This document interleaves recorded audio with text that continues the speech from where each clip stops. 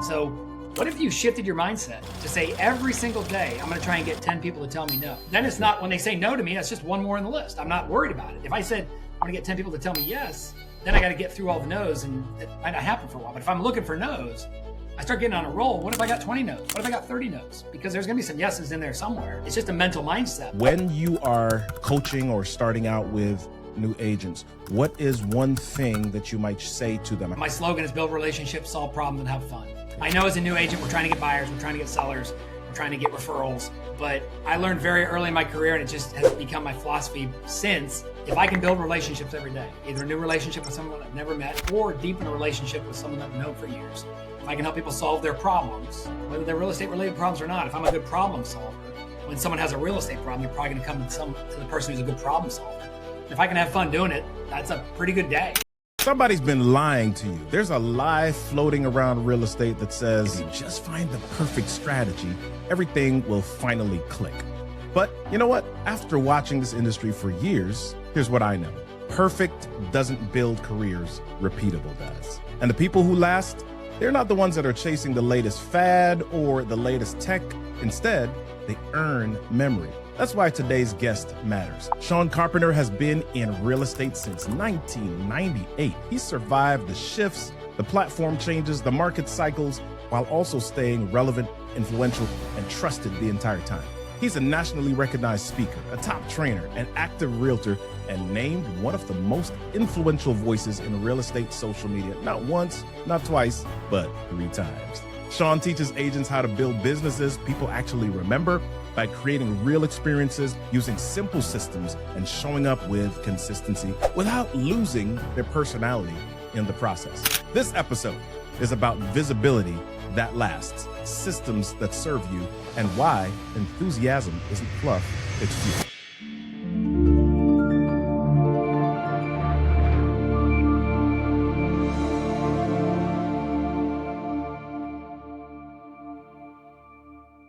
Icons, let's get into it. Sean, my friend, how you doing? Glad to have you on the show. RK, good to kick off 2026 with you, man. I'm excited to be here and always enjoy your presence. Yes, sir. I appreciate you. Listen, we were on a session the other day, a webinar session, and you seem to have a kick, or what's the word that I'm looking for? You seem to have a knack for either sarcasm or puns or just humor in general. Tell me a little bit about where that comes from. Is that something that you got from your parents? That's how your family operates? Tell me about your humor. Where's that come from? You know, I think I've just always been a creative person, RK. You know, yeah. I think, 26 years ago when I became a dad for the first time, I think the dad joke got built in as a dad joke gene. Yeah. And so obviously but I love looking for those little puns, those words, just any way to think differently. You know, I'm a big crossword puzzle. My mom taught me how to do crossword puzzles early in the day. So learning different words and different ways of saying things has always been helped. And then obviously, as you know, as a speaker, anytime you can take a topic and make it sound a little different in case you got to go back to the same audience is a nice way to do that. So I'm always looking for little ways to just keep a little bit of /sarcasm /reality humor in play. I think if you can't laugh, it's gonna be a long day. Let's talk about that from a human connection perspective. Is that something that you intentionally do with prospects, customers, and clients? How does that make a difference for you in your real estate business? Yeah, I definitely try and do that with my customers and clients. You know, if you can have obviously there are certain clients you got to be careful with who you reading their personality and things like that. Yeah. But if I can, my ideal client, RK, is a beer drinking sports fan with a good sense of humor. And so if I can find that person, I'm going to be comfortable and I'm going to be able to be myself. And then other people, you just kind of got to feel just like we do with an audience. Is this audience going to laugh when they're supposed to laugh? Is this audience going to sit there with their arms crossed and wait for me to come down with a Sermon on the Mount? It really depends. And so I just think reading the people but finding that audience you want to be around, find your tribe, as Seth Godin would say. Yeah. I love that you've named your ideal audience or your ideal client. If you have a real estate agent that is brand new, that is starting out, how do you guide them to find or to even name that avatar or to create that ideal client for themselves? Well, I just think who would you be most comfortable with? I think the number one thing agents need to do, the number one thing, and regardless of market, regardless of industry, regardless of how long business, I think is, and you'll probably agree with me, is earn trust with your audience, right? And then beyond trust is top mind awareness. If you can get trust with people, right, you got a much better chance of having success at whatever you're doing. So I think finding that audience that trusts you is going to be the easiest way to identify your audience. Finding that person, whether you want to be, you can go as niche as an occupation. I want to work with bartenders. I want to work with horse trainers. I want to work with golf pros, school teachers, nurses, and finding that person that you feel is going to have the same language, the same lexicon, the same knowledge base, so you can sound like you already have that trust baked in. Yeah. So where do you see is the balance between finding the people that you're comfortable with and making the leap to some an audience that you might not be as familiar with? Where's that balance for you? Well, I think you find that common ground, right? I think good salespeople find common ground, right? Are they a parent? Are they a brother or sister? Are they a athlete? Are they a Christian? Are they, what's that thing that they have that might be something in common, right? I think, I don't know everybody in the world, but I know they all have a mother and father, right? Yeah. They may not know their mother or father, but they have some sort of trait that they've inherited. They've had some sort of trait that they've learned, and figuring out what those things that overlap with maybe what I have, and then start building that spider web. I always say the best salespeople are the best question askers. And it's, if you ask them the most questions and then listen to their answers, you can probably just ask another question off of their answer, right? And so I've become good at asking enough questions to find out what we have in common. Did we go to school, in a similar region? Are we fans of a similar team? Are we fans of a similar sport, movie, genre, whatever it might be? And then go from there to find out, what you have. Because I think I told my audience last week, people want to do business with people like them, but more importantly, people want to do business with people they like. And if they can find people that they like and that are like them, you got a good chance of having a good relationship. Yeah. Let's stay with the new agents for a minute. I talked about at the beginning of the show, or in the intro, about how when agents come into the business, they tell them to find a strategy. They send them to Ninja Selling. They send them to Buffini. They send them to Ferry. They send them to these to create a strategy for themselves. When you are coaching or starting out with new agents, what is one thing that you might say to them? I know you just mentioned asking good questions, but how do they make it, especially when they're coming in when the market is not the greatest market of all time, when it's not 2004, right? Yeah. How do you coach agents in that regard? Well, reminding them that they're not in the house business, RK, they're in the people business. Yeah. Right. It's not about the houses. It's about people live in the houses. And so we got to kind of reframe each day what we do. We're in the relationship business. It just happens to be houses is the widget we work with in residential real estate. And so finding that opportunity to create relationships. My slogan is build relationships, solve problems, and have fun. Yeah. I know as a new agent, we're trying to get buyers, we're trying to get sellers, we're trying to get referrals. But I learned very early in my career, and it just has become my philosophy since, if I can build relationships every day, either a new relationship with someone I've never met or deepen a relationship with someone that I've known for years, if I can help people solve their problems, whether they're real estate related problems or not, if I'm a good problem solver, when someone has a real estate problem, they're probably going to come to the person who's a good problem solver. And if I can have fun doing it, that's a pretty good day. And so I would say to agents, if you can focus on those three things, guess what you'll get? You'll get buyers and you'll get sellers, because you're building relationships and you're solving problems and you're having fun.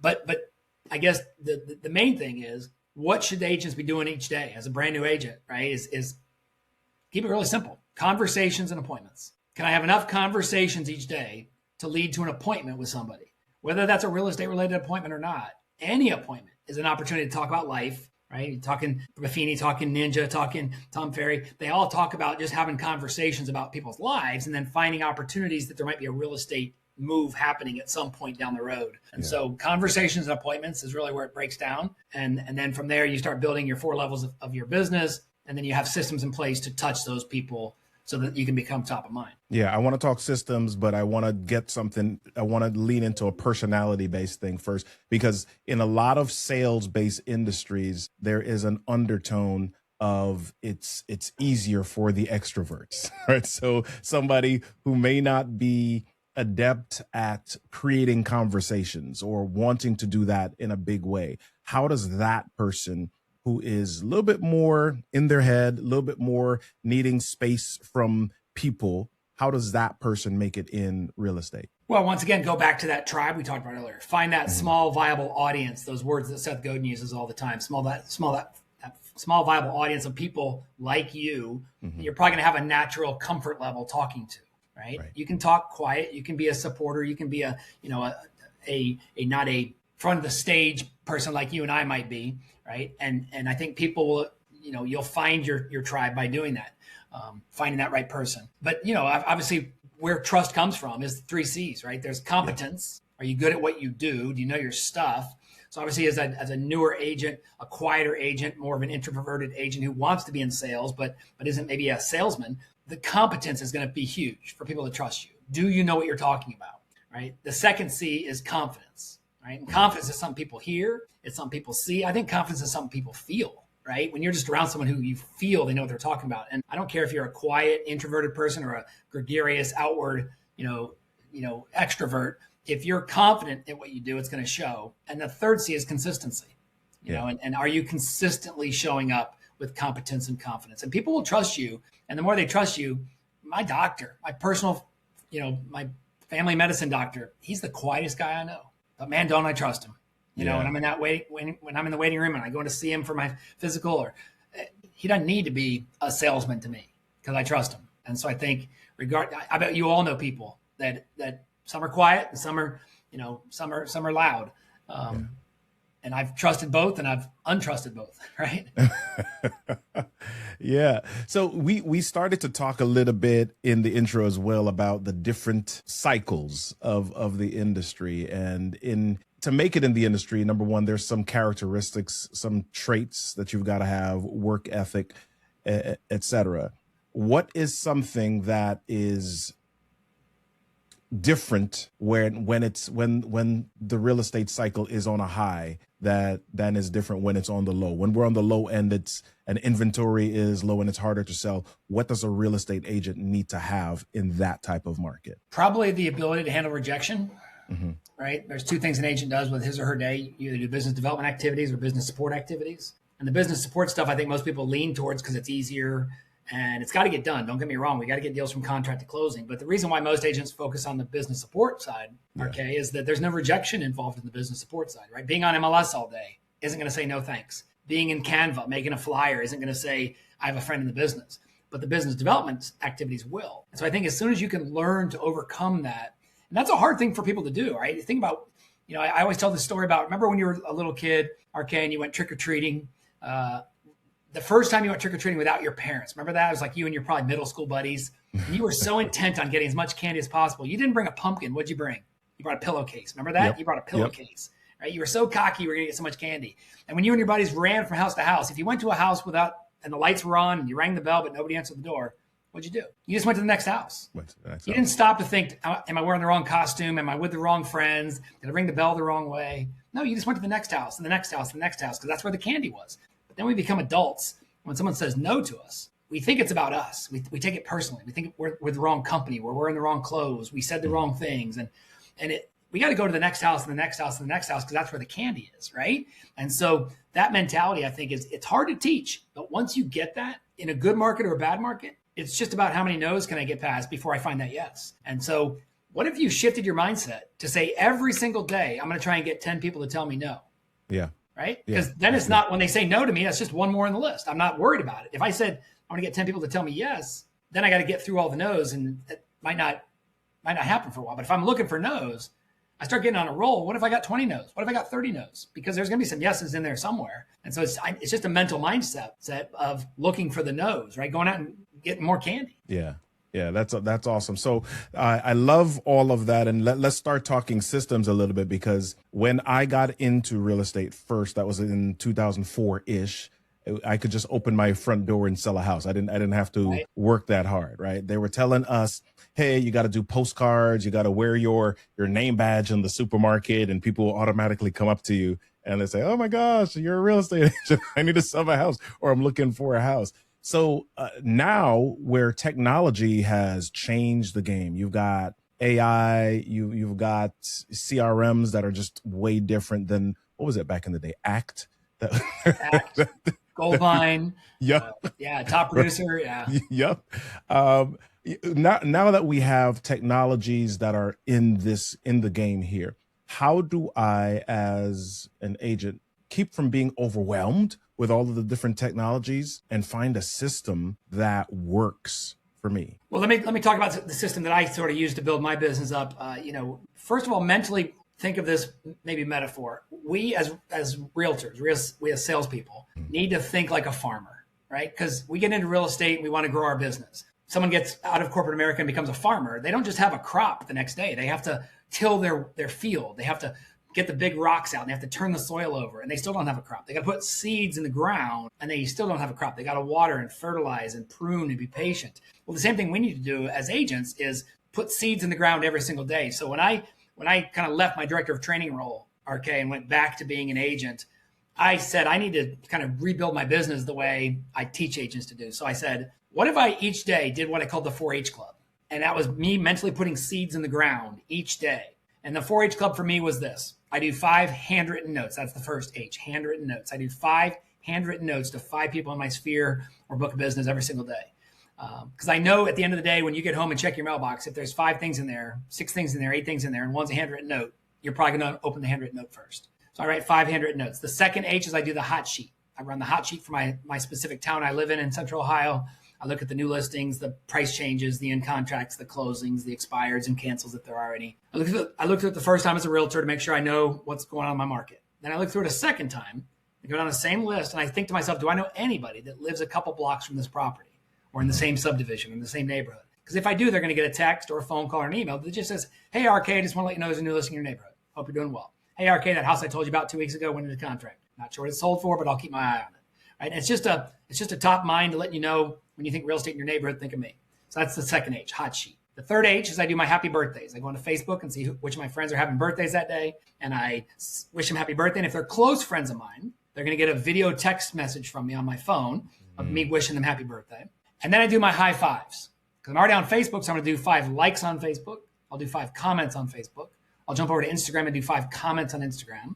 I'll go over to Twitter, my favorite social channel. I'll do 5 comments or retweets. And then I'll do 5 random text messages to 5 people on my phone. And then once I've done that, I go get my morning coffee. That's my reward for putting seeds in the ground. But now think about this, RK. If I do 5 handwritten notes, let's say 2 people on the hot sheet today. Let's say I had 13 birthdays on Facebook today, and I had 25 high fives because it's 5, 5, 5, 5, 5.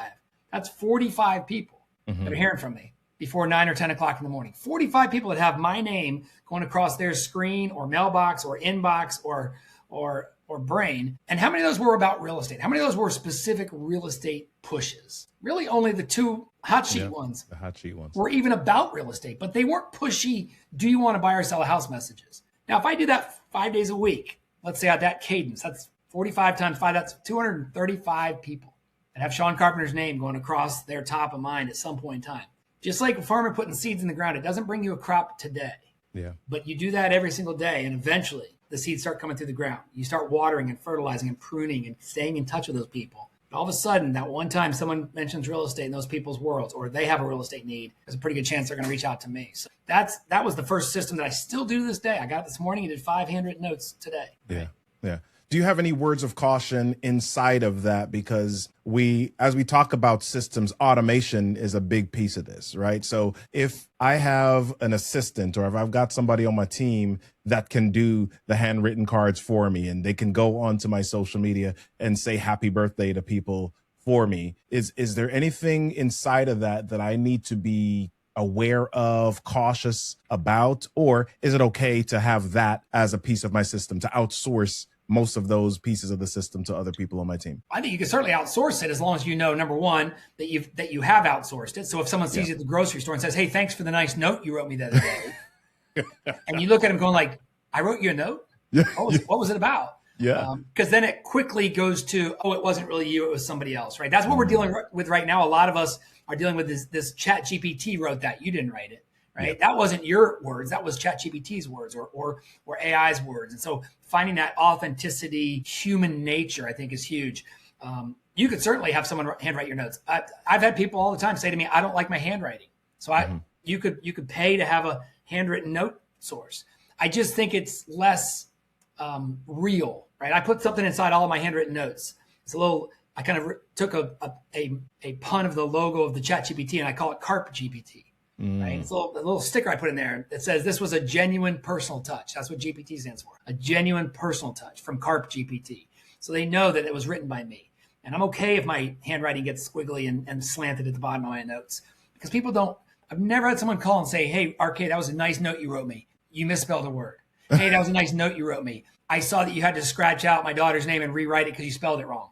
I've never had anyone say that because it was authentic and real. So that would be my caution would be make sure it's genuine and coming from you. Yeah, that's beautiful. I think we are, as we're being overwhelmed by technology and how fast everything's going, it is in many ways pushing us back to human connection. And as salespeople, if you lean into sales, being connected with people, the humanity of it, again, then that is again a distinguishing factor for you and your audience. So let's begin to land the plane here just a little bit. So if you had to create or recommend one action for a brand new agent to lean into to accelerate their business as quickly as possible, what would that one thing be? Well, that one thing is going to have 6 components to it because I call it my 6-channel challenge. Right? The 4-H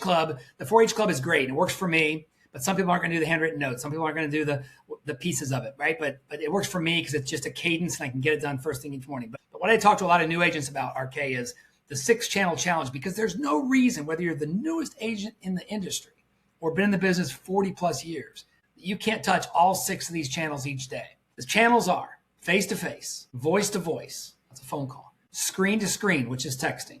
There's inbox and mailbox and social, right? I don't care if you're young, old, experienced, inexperienced, male, female. There's no reason you can't do all 6 of those channels each day. So I challenge you, what if you did the 6-channel challenge? And that would look like this. If as a new agent or experienced agent, you said, each day I'm going to do, and let's just do it in order of ease. You can do it in any order, but let's just say I try to do 6 social touches today.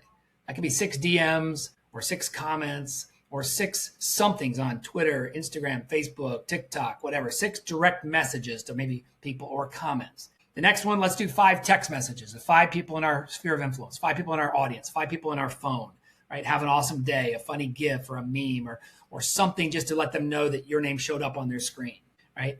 Let's go 4 emails, right? So 4 emails to people out, right? That could be the same thing, cut, paste, send, cut, paste, send, cut, paste, send, cut, paste, send, but 4 emails to get in their inbox. Right? Let's do 3 handwritten notes, right? To 3 people in your audience. Let's do 2 phone calls. Let's on purpose make 2 phone calls and have a conversation with 2 people in our book of business. And let's try and get face-to-face with 1 person, right? Have a face-to-face conversation. If I do that every day, okay, 6 plus 5 plus 4 plus 3 plus 2 plus 1 on purpose conversations, on purpose messages. That's 21 a day. That's 105 a week. Now, here's the cool thing. If I can talk to RK in person, let's say I see you at the gym or I see you at the Maryland basketball game or I see you at church. And then a couple days later, I comment on your Facebook. And then maybe a couple days later in the mailbox, you got a little market report for the market, right? Mm-hmm. And then maybe I emailed you a 10 things to do, when your home is coming into springtime. And maybe then I call you on your daughter's birthday. And then I text you, a funny meme. And I can do that over the course of 5, 6, 8 weeks. Yeah. All of a sudden you start saying, man, I see Sean Carpenter everywhere. I start seeing Sean Carpenter everywhere. And all I did was hit you in 6 different channels, but none of them ever felt like a push about real estate. But I just start showing up top of mind. Imagine if all your audience said, I see this guy everywhere. Yeah. Right. And so the 6-channel challenge, I'm telling you, and the face-to-face, sure, if it's a buyer counseling session or a listing presentation, that's awesome. But it's probably not going to be. But a breakfast, a coffee, lunch, a happy hour, hitting balls at the range, meeting the dogs at the dog park, going for a pedicure, going for a run. All those give you a chance to talk about life. And then from there, you can send a handwritten thank you note saying it was great seeing you at the ball game. Hope you're doing well. Congrats to your son on making the team. Then maybe I send you an article about the 5 best practice, techniques for a growing soccer player or whatever it might be. There's so many more reasons now to follow up through all those channels. So think about if you could start doing that every day. There's not a single reason in the world anyone watching this today couldn't touch all 6 of those channels on purpose. I love it. That is so good. I was supposed to end here, but I've got to ask this last question based on what you just said. Doing all of those things build relationship, and it can also take a little bit of time. What would you say to the person who you've shared this with and they're like, oh my gosh, I've got to make some money right now? What do they need to do? Then you got to go out and find the audience that's raising their hands and wants to move right now. Right? For sale by owners, expired listings, right? You're going to have to go out there and do a little more work, right? Yeah. But that's like someone who says, I want to lose weight 10 pounds this week. You might have to cut off your right arm, right? Or I want to lose 10 pounds by Christmas time. You can get systems in place to do it. And then the old axiom, RK, focus on activity, not results. Right. Just keep doing the activity, activity breeds activity, and then the results will happen. And so if you got to get business tomorrow, then you got to find people that want to buy yesterday. Right. Excellent. Well, listen, this has been fantastic, man. Where do people get in touch with you and learn a little bit more about the Sean Carpenter? Social media is a great place to find me. I'm spelled SEAN. My blog or my I've been blogging at carpscorner.net, RK. And that's where I blog about building relationships and solving problems and having fun. I love telling stories. My next blog post that I write, I blog every Monday morning. So the blog post that came out this morning was number 1,347. Wow. 47 times I've showed up and put my ideas, thoughts, a story, spotlight, an example out there to the world. And so the consistency of showing up, are they all great? No, but over time, it starts reaching an audience, and at the right time, at the right day, carpscorner.net or seancarpenter.com would be a good place to connect. Hey, y'all, math majors, if you divide 52 into 1,347, I don't know what that number is, but it's a lot. I've been doing it for about 18, 19 years. So yeah, man. Wow. Listen, everybody, if there's one thing to take from this conversation, it's this. You don't need to be louder. You don't need to be everywhere. You just need to be memorable, and you need to be connective on purpose. Sean reminded us that real influence is built through consistency, systems, and showing up like a real human being, not like a highlight reel. When you create experiences people remember, the businesses follow. So don't chase perfect, build repeatable. And let your enthusiasm do some of the heavy lifting. If this episode helped you rethink how you show up, make sure that you share it with someone who needs that reminder. And we'll see you on the next episode of Icons of Real Estate. Have a good one.